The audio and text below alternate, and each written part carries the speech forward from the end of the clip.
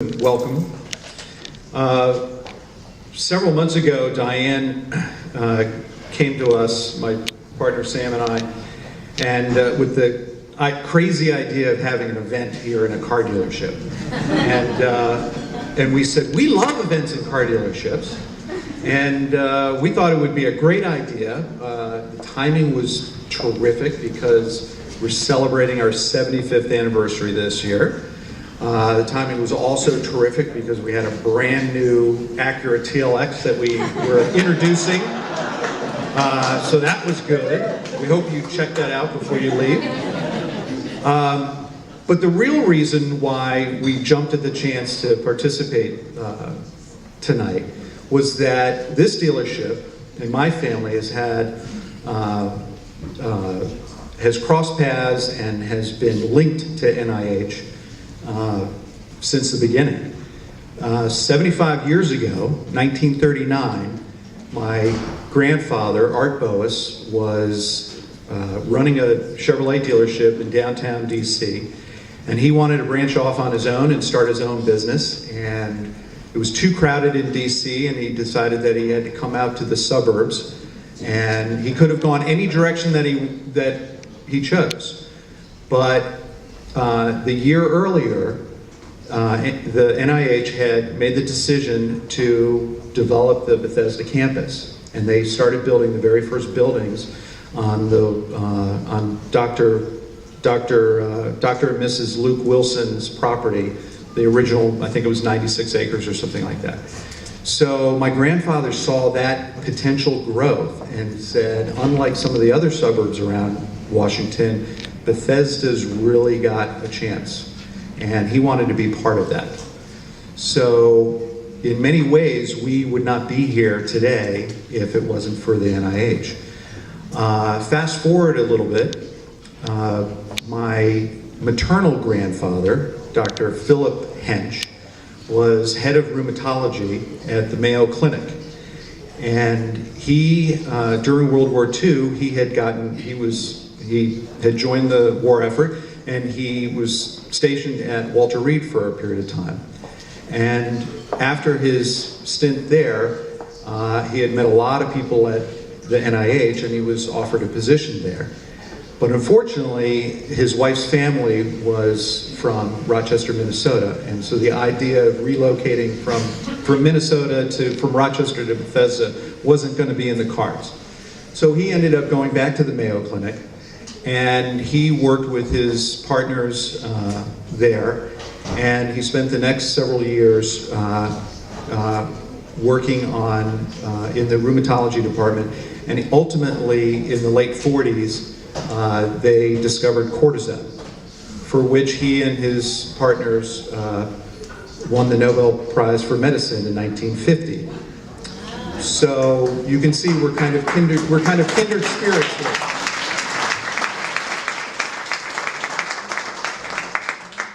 And I don't normally have a display, but I did put up, for tonight's event, I did put a small display of my grandfather, Dr. Hench, winning the prize, and pictures of Stockholm, and you might find it interesting. So after you check out the TLX,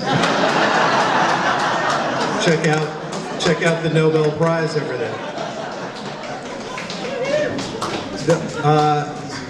And the other reason why we're connected with the NIH is that 24 years ago, we were looking to do an event. We were looking to do a car show, and we said, hey, let's make it a charity car show. And the charity that we picked was the newly formed the Children's Inn at NIH, which just celebrated their 25th anniversary. And so we hitched our wagon to the Children's Inn at NIH, and for the next 24 years, we've been hosting a custom car, truck, and motorcycle show here the first Saturday of October.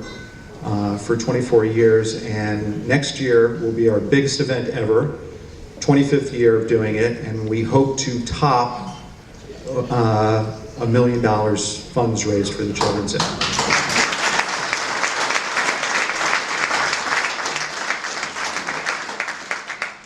So I'm not going to take up too much time, but I did want to, I was doing a little bit of research on my grandfather, Dr. Hench, recently.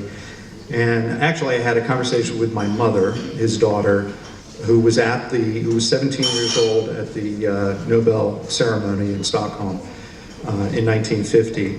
And I was saying, I really want to talk about, we called him Pops. I really wanted to talk about Pops at this event.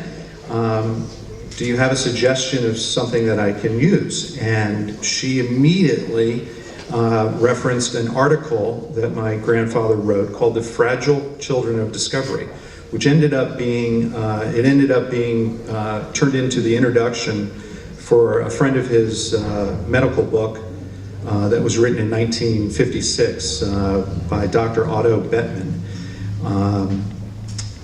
I wanted to read you just a short excerpt of this article. So what is the fundamental purpose of all of our laboring, of all of our planning and lecturing and writing and demonstrating and sharing and remembering? The heart of the matter is not just the stimulated mind. The end of it is not even the new and stimulating truth, but the serviceable application of the truth. To be useful, medical truth must be put to work. It must serve. A scientific truth does not, by definition, become a fact until it operates.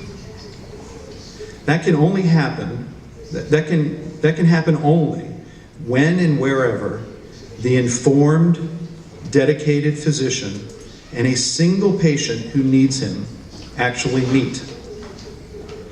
It is in the place, a sick room, of whatever kind it may be, where the truthful dreaming of the theorist, the demonstrations of the experimentalist, the magic of the chemist, the guidance of the laboratory, the wisdom of the practitioner, finally come together for their critical testing. Only in the sick room can these separate forces demonstrate their basic truthfulness and ultimate usefulness. Only here can they unite to fulfill their destiny of healing. Alone here in such a room, the physician must practice both his art and his science. And if his prescription is fashioned well by head and by heart, he will well and truly represent medicine, which above all other arts and skills seeks to preserve and restore the creative capacity of man. I think that's what they do at the NIH every single day, and I thought you'd like that. Thank you for being here.